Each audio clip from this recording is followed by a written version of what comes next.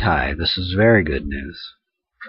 It's the same kind of news that we've heard, in many cases we've heard before, as the good news. And what's kind of good about it is the news is that freedom and peace are instantly available, always, already. And in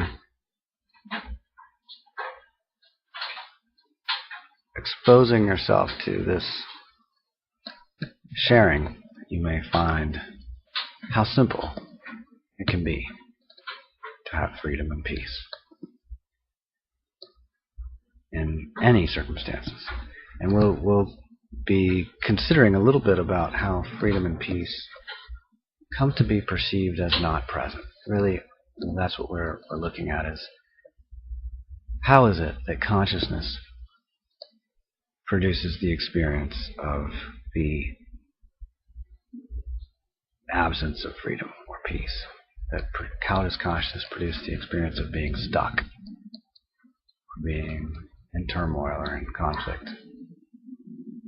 And this has a lot to do with the identifying of individuality, in a particular persistent way of identifying an individuality as if the individuality is a fundamental reality, when in fact the individuality may be a temporary phenomenon in consciousness, recurring, arising, passing, returning, identifying, interpreting,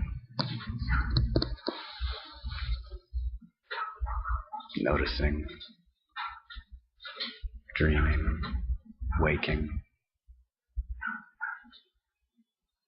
trapping itself, disturbing itself, and then ceasing from these self-disturbings and self-trappings. And in the instant of allowing self-trapping to cease, there's freedom. In the instance of allowing self-disturbing to cease, here's peace. So that in and of itself may be sufficient for some of you. The background to how I got to that little summary follows. This morning when I woke up, what actually happened was I was awakened from dreaming by the sounds of knocking on the door. However, I perceived that the sound was not real, but only part of the dream. Still, I got up out of bed and went to check to see if anyone was at the door, just to be sure. I opened the door and looked out, and no one was there. No one was there. No one was there.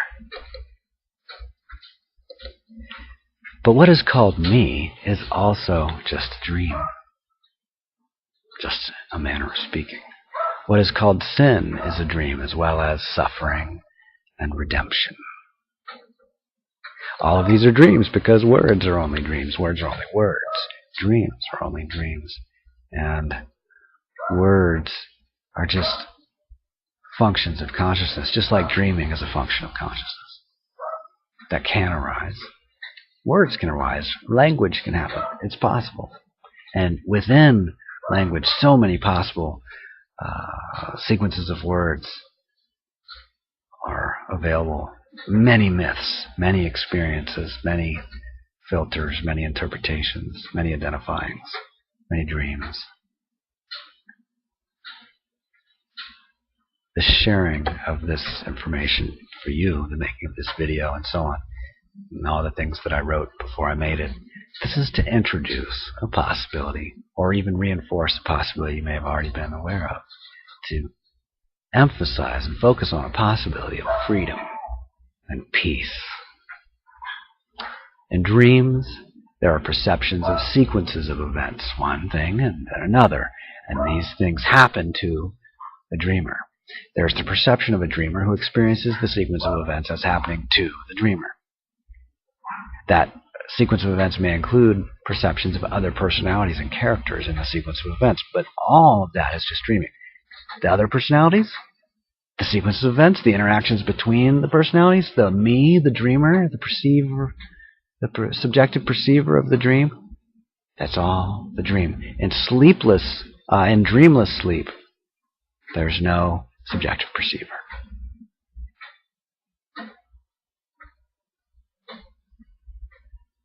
The perception of a sequence of events allows for the perception of a past for the perceived dreamer. The perceived dreamer is the one that has this sequence of events happen to them. There has to be a sequence, or else how can there be a perceiver or a dreamer to whom the events happen? It requires multiple events in a sequence in time. However, the past of the perceived dreamer is just a dream. It's not inherently true. It seems true. The dreamer believes it because it's what the dreamer identifies with. It's how the dreamer identifies the dreamer. It's through this sequence of interactions, this sequence of phenomena. The perceived dreamer is also just a dream, just a function of dreaming, just a function of consciousness. However, when dreaming ends and the body wakes, all the perceptions from the dreaming may be recognized instantly to be fictions or illusions or just dreams from the dreaming. They're not things we need to think about. How should we have done this dream? How should the dream have gone? Next time we dream, how should we dream? We might think of that, but if we do, we'll be aware that it's playful, that it's not inherently meaningful to think about how should that dream have gone.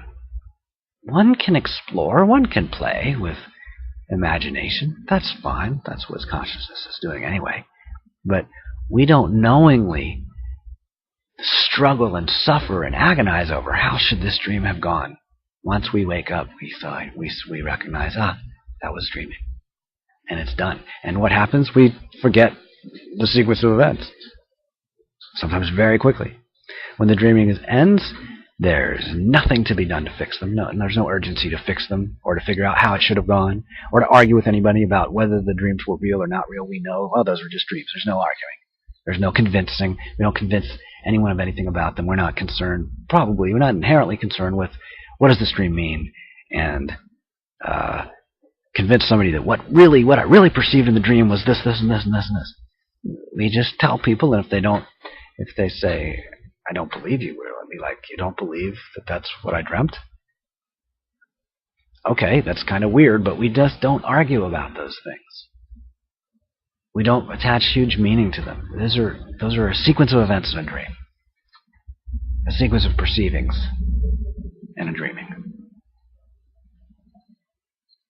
The perception stops when the body wakes, and attention to those dream phenomenon, this sequence of events in the dream, these perceptions, it fades. Now the physiology, the body may have a heart that's pounding because of some perception in the dream. There's physiological response that may be there at the time of waking. If a child has a nightmare, they may then really have trouble focusing and relaxing, and may want the presence of an adult, of a reinforcement of security and safety. They may really be still in the process of distinguishing between what is a dream and what is wake reality. For adults, we may have an attachment to this idea of a personality that is inherently true. And that could be a source of struggling and agonizing and suffering and resenting and envying and grieving and all sorts of things. I'll come back to this a little later. So the perceptions stop when the body wakes. The dream perceptions stop, the dreaming stops, and attention to the dreaming fades. We recognize that the sequence of events in the dreaming, the sequence of interactions, the characters within it, those were all just part of the dreaming. And the memory of the sequence of events in the dream may also dissolve quite suddenly. And within a few minutes, we may only remember the end of the dream. Within a few hours, that we had a dream and the physiological effects of the dream. Within a few decades, we don't even remember whether or not I'm sure I've done a lot of dreaming in the last few decades. Any particular dream? Not too many. No, I've pretty much forgot them. So the perception of a dreamer may continue, though. After the sleeping ends, the perception of a dreamer may continue. The perception of a subjective perceiver. The perception of a dreamer is the same as the perception of an isolated entity while awake, an isolated personality, an ego, a me.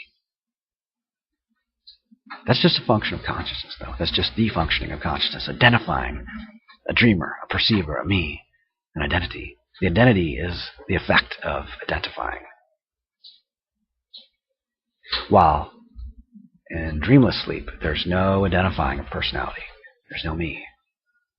Consciousness is still functioning. The body is still alive. They're still breathing. But they're still hearing. There's still visual, experience during a dream, right? During a dream, there's visual experience, there's hearing. There's all these bodily functions happening, but they're not real as such. They're just dreaming. While awake, dreaming could still be going on. The identifying of a dreamer, of a subjective perceiver, could still be going on even while the body is awake. In fact, the possibility that the body could be awake and consciousness could notice life happening without identifying a me to whom life is happening, that seems perhaps quite startling to some of consciousness. That part of consciousness that perceives itself to be stuck in a dream. The dream isn't even really happening as such, it's just dreaming. The identifying of the personality as having life happen to it and how things should have gone and how all those complications. How real is that? Can consciousness notice that and have peace and freedom in the midst of that? Is consciousness inherently free and peaceful?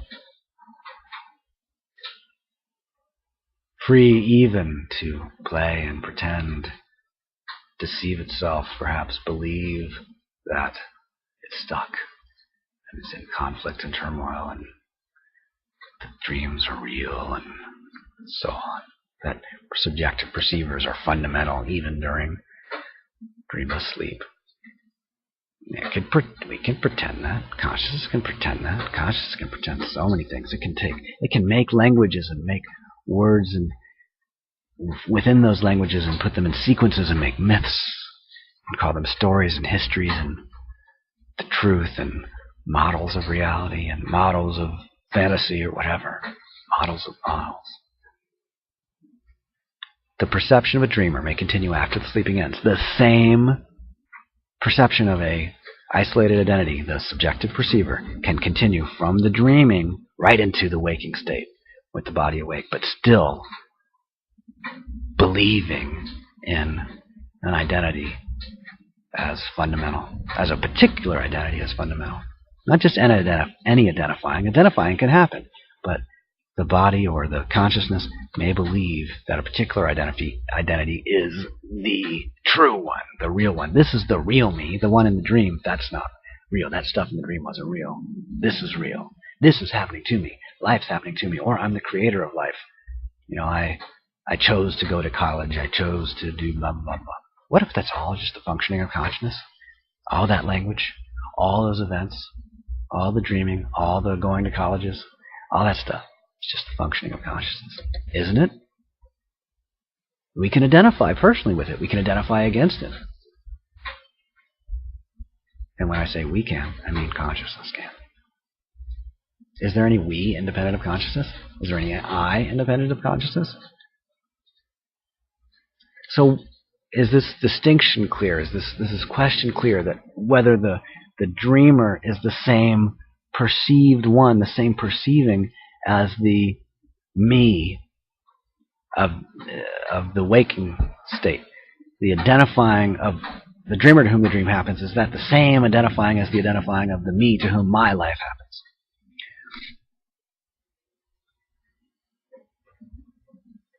When awake, a subjective perceiver can be noticed in contrast to the perceptions of things happening to the subjective perceiver, my life. When dreaming, a subjective perceiver who may answer to the same name as when awake, like during the dream, the subjective perceiver experiences itself as the exact same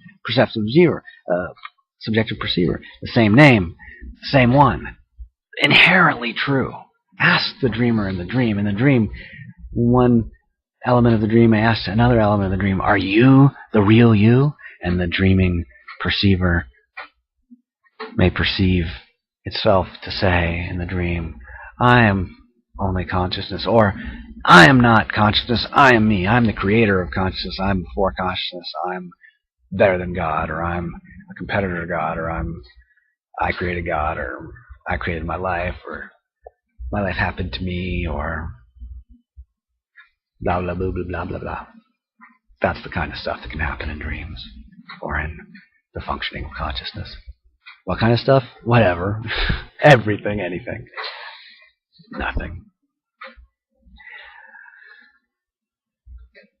So the subjective perceiver, the dreamer, can be noticed in contrast to the perceptions of things happening in the dream, happening to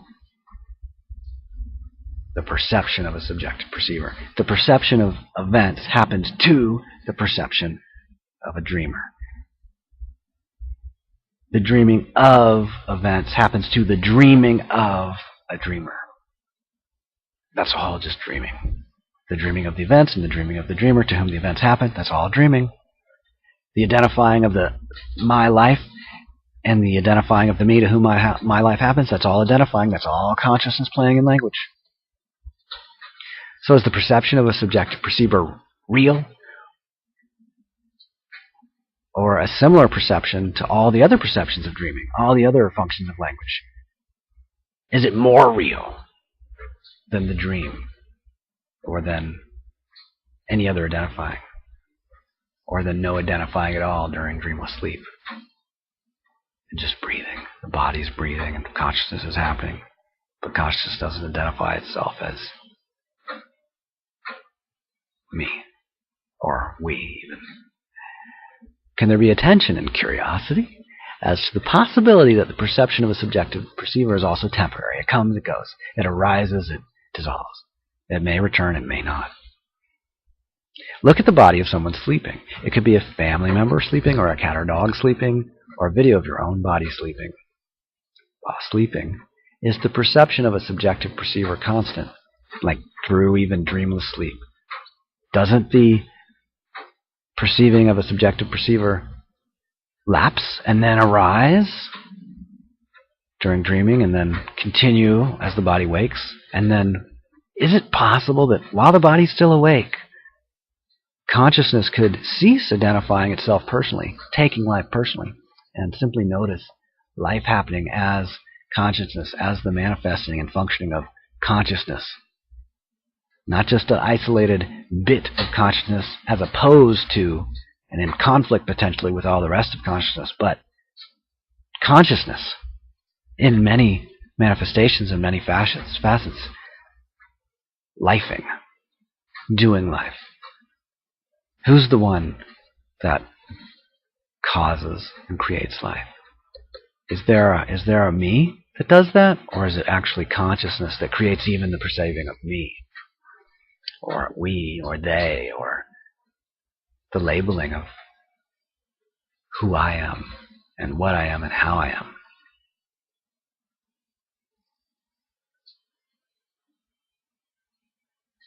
While sleeping, is the perception of a subjective perceiver constant? No. Aren't there times when sleeping but not dreaming that no subjective perceiver is functioning, that consciousness is operating, the body's breathing, stuff's happening, but amongst the stuff happening, there's no perceiving of a perceiver. There's no dreaming of a dreamer. Sometimes there's a perception of a dreamer dreaming while asleep. Sometimes there's a perception of a subjective perceiver who's awake. Sometimes, however, the body may continue to operate without the presence of a perception of a subjective perceiver. What's left then with this sleeping body dreamlessly sleeping? A body may still be dreaming with breathing and other functions of life operating. However, the function of a perception of a subjective dreamer or perceiver may occasionally arise and occasionally cease. Someone is awake, then the same someone is dreaming, falls asleep and is dreaming, right? And then the someone disappears even though the body is still operating during dreamless sleep. What happened to your family member when their body is asleep and they're not dreaming? What happened? Are they there? Are they gone? You wake them up and then they return. It's like they come back to their body. But is that accurate? that's possible that they went somewhere and then came back to the body. It's also possible that the identifying of an I is a bodily function, that consciousness produces the body, that the body produces noticing and perceiving and so forth, identifying through language. That's possible. Who's responsible for the dream? Who's responsible for how the dream went? Because the dream should have gone a certain way, shouldn't have? You know, the ideals of how the dream should go. Who's responsible for that? And the ideal for how the dream should go, when we contrast that with how the dream actually went, who's responsible for the discrepancy? Who's going to fix this? That's just consciousness playing.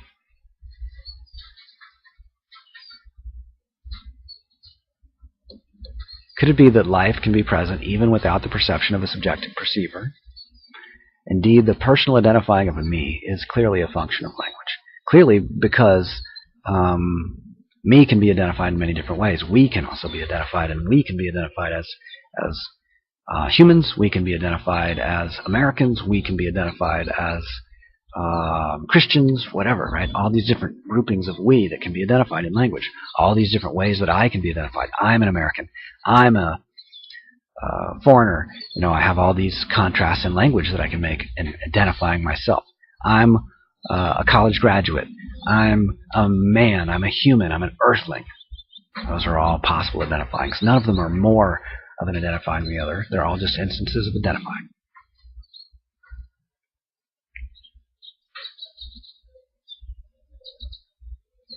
So someone can identify themselves with their body, or with their family, or with their name, or with their place of birth. And of course, some of these things can change. The body certainly changes. Their name can change. Their family can grow or shrink or whatever, right? People can die within the family. If people can get married, then you have a whole another set of people in the family. Then they get a divorce, and what happens with that? Well, these are just all categories in language. All identifying is just categorizing in language. Earthling, human, male, female, awake, asleep, dreaming, dreamer, perceiver, sin, sinner, redemption, hell, earth, solar system, galaxy, universe, organ, my organ, your organ, cell, molecule, the right organ, the wrong organ, how organs really should be. Earth, solar system, galaxy, universe, organ, cell, molecule, element, particle, quark, quantum consciousness, and so on. How quantum consciousness really should be. How the earth really should be. How the universe really should be. How my dream really should be, or should have been, or could be in the future. Those are all just playings in consciousness, playings in language, by consciousness, of consciousness. All these words, especially when put together into a sequence, are just myths. The individual words are symbols. They're not inherently true. They're symbolic of something else. They're sounds. Who's making these sounds? I don't know. You hear a bird in the background? Who's making the sound of that bird?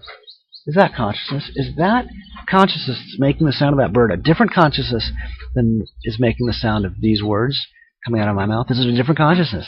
It can be, okay, a different expression of consciousness, but is it a different consciousness fundamentally? Is there a God and then some other thing besides God that's fundamentally different than God? Is there a consciousness and then some other thing that's fundamentally different than consciousness that's operating and causing stuff to happen? No, there's just one consciousness. There's just one God. There is no God but God. Hear ye, O Israel, the Lord thy God is one. Only one. There's only one. Consciousness is the only one. God is the only one. God sings as the bird. God speaks as the human. God falls as the rain. The wind blows through the tree, and God is the wind and the tree, and the one who hears the bird as well as the bird.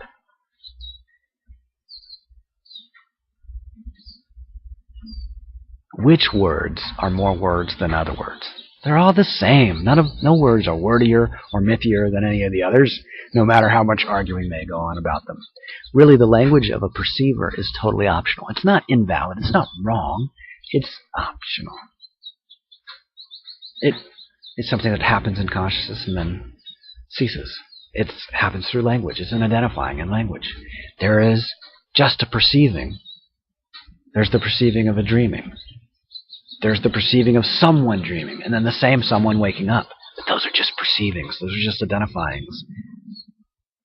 There's the perceiving of someone identifying as a particular someone in a particular way, with a particular name, or in a particular place, or with a particular group, or in opposition to a particular group. I'm not dumb, or I'm not rude, or I'm not a bird. Okay, great. Those are possible identifyings of language.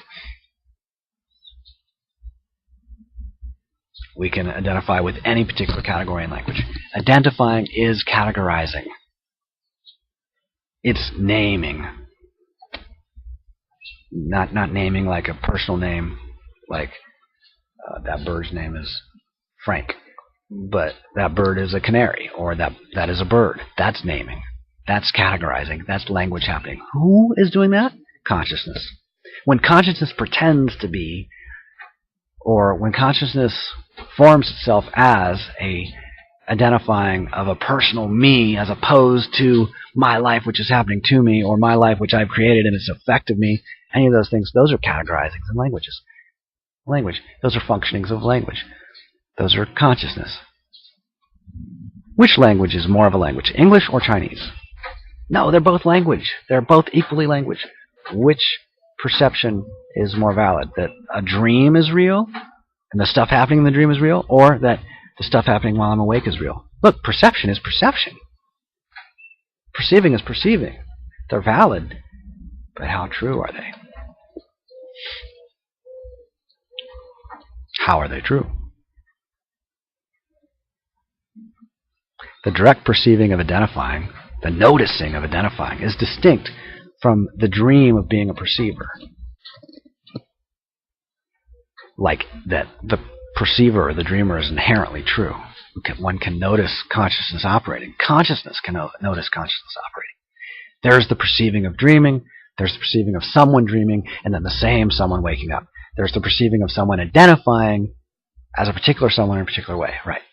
Particular category in language. The direct perceiving of identifying is distinct from the dream of being a perceiver. In the dream, there's a perceiver to whom the dream happens. Likewise, the dreamer or perceiver may continue to operate or function after the body wakes and then say, this is my life happening to me. And which me? The same me as the dreamer. The dreamer is a functioning of the dream. The dreaming produces the events of the dream and then the perception of dreamer. Consciousness produces the events of life, the bird, the voice, and then consciousness identifies a me to whom life happens, to whom the events of life happen. My life. That's all the functioning of consciousness. Consciousness may recognize that the perceiving of a subjective dreamer or of a someone to whom life seems to happen or to whom the dream seems to happen is actually just another instance of perceiving and then labeling linguistically. I know I'm speaking quickly. Please rewind the video or whatever, stop and back up the video and play it again if you'd like to catch up with the speed at which I'm speaking. Identifying can happen as a personal process. Identifying can also happen as a sub-personal process. This organ, my hand, my face, this bruise, that bruise, those cells, these cells. What are these cells doing? I'll tell you. These cells are firing neurons and they're making the sounds, they're contracting the muscles, and they're making the sound of this voice. Who's responsible for this voice? The cells are. Who's responsible for this voice? I am. Who's responsible for that voice of the bird? God is. Those are all possible identifyings in language. And that's all they are. Possible identifyings in language. Every something, molecules, atomic particles, subatomic somethings, people, groups, God, birds, me, every something is just one possible identifying in language. Every someone or we is just one possible identifying in language. We could be all the people on this planet, or we could be all the living things on this planet. Not just the humans, but all the living things. We is a category in language. We is not anything specific. We must be put into a context for we to have meaning. Which we? All the people on this planet, or we are the people who are employees of a particular company, or, we say we meaning the company. We'll talk about, oh, the Federal Reserve did blah, blah, blah, blah. Who's the Federal Reserve? It's some people.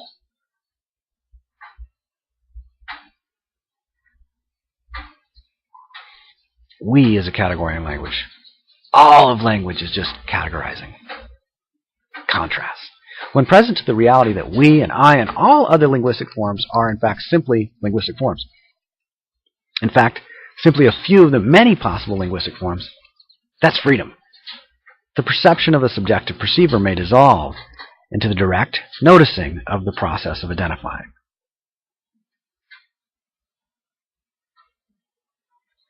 Consciousness may awaken from the dream of the fundamental reality, allegedly, of a subjective dreamer. May recognize, the dreamer is just part of the function of dreaming. The perceiving and categorizing in language brings about me, or we, and in a particular way, as a particular we, as a particular me in a particular way, me as the American, or me as the human, or whatever.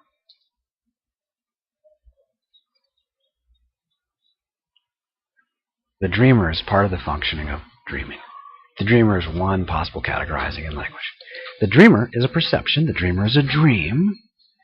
The dreamer is a linguistic labeling and identifying a process, a functioning of consciousness. The dreaming may produce the bold statement, but I am real. That was just a dream. That was my dream. It happened to me. I mean, it didn't really happen, but it was my dream. Or it is my dream. My dream is to become the president of a certain company, or to start a church, or to get married. That's my dream. That's my dream. Does anybody else have that dream? Yeah. How did that dream come about? Consciousness functioned as you dreaming.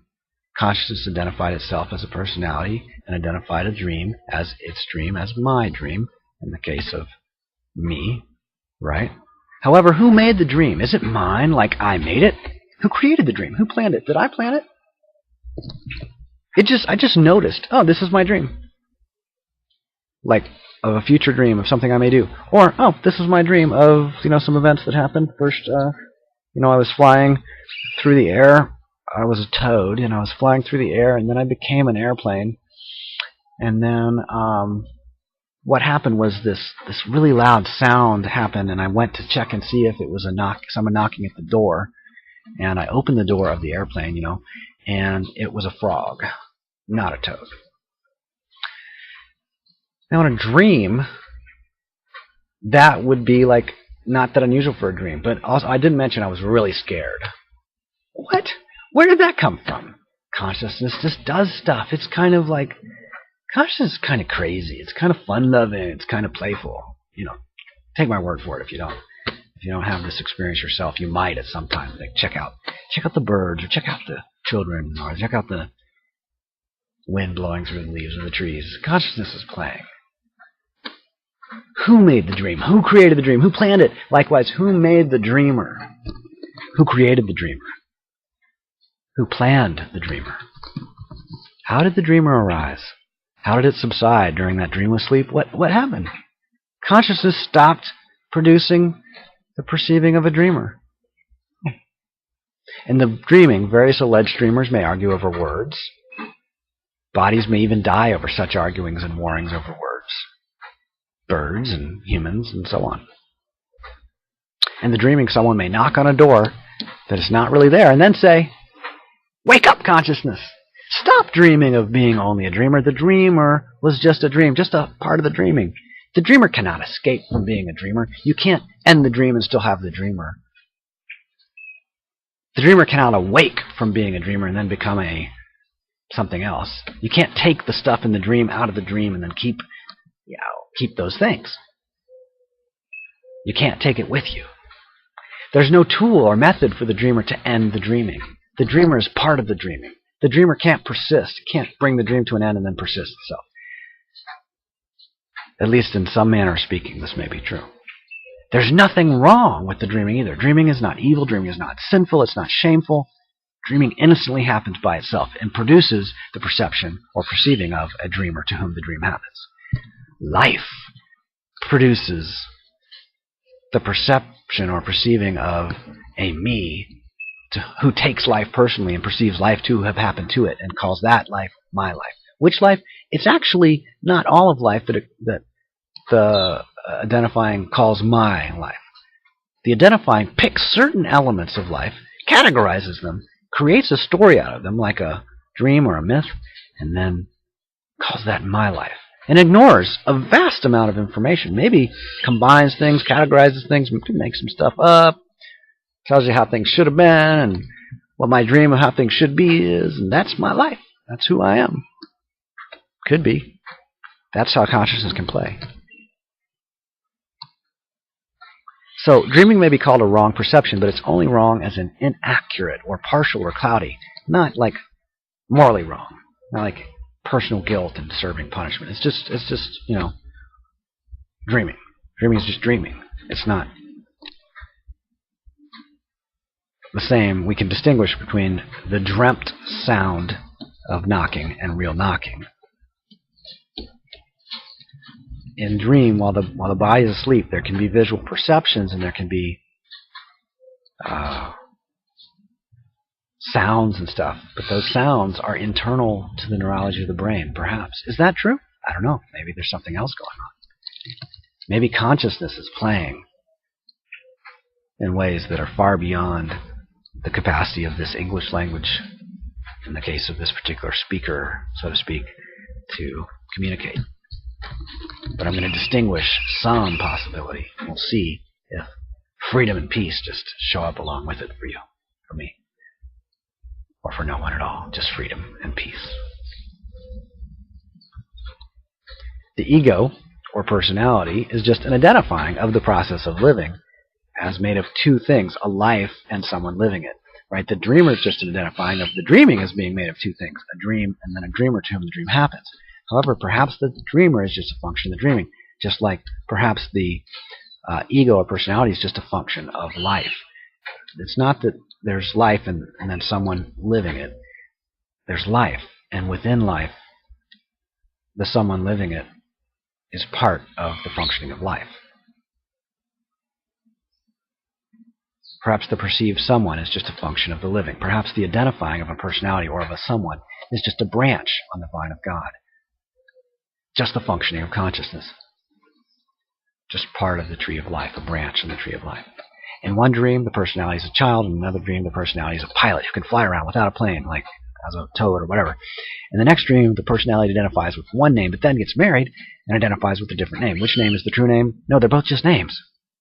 In the next dreaming, the identifying of a personality may associate with a particular place, like my new street, or my new address, or my new clothes, or my new citizenship, or my new school. All my new identifyings, all my new attachments, all my new elements of my life. And then,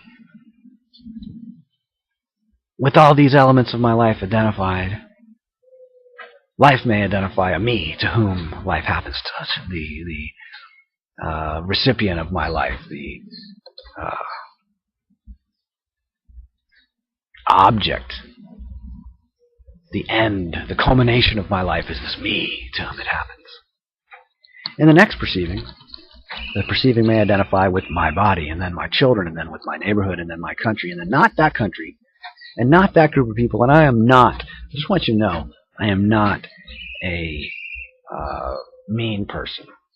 You know, I may talk a lot about the mean people, or the human people, or the people who complain, but I'm not one of them. I'm not like those people. Consciousness may say things like that. Consciousness itself may be doing these identifyings and perceivings and dreamings and labelings. Consciousness may notice peace now. For consciousness can recognize that consciousness itself, rather than anyone in particular, or any cell in particular, or any planet in particular, is the only one here. Is it the cells that are doing this speaking, with the electrical, firing of the neurons and the electrons, and the cells are doing it, or I'm doing it, or God's doing it, or the bird's doing it? I guess we could use any number of different variations of language to describe the functioning of consciousness. There's lots of ways to interpret, to categorize, to label. There is no God but God. The Lord thy God is one, the only one. Consciousness is doing all of this. God is doing all of this. What part of what happens is not God's will? Is the dreaming against God's will? Is the dreaming an insult to God? Is God insulted by us dreaming? Is God insulted by the perception of an individuality separate from God or isolated from God? Is God threatened by that? Are you threatened by the sequence of events that a child reports to you in a nightmare? Oh, I was so scared. I was almost killed in my dream. Are you threatened by those things? Are you insulted? I had a dream in which America was 400 years old, but it had turned into blah, blah, blah, blah, blah.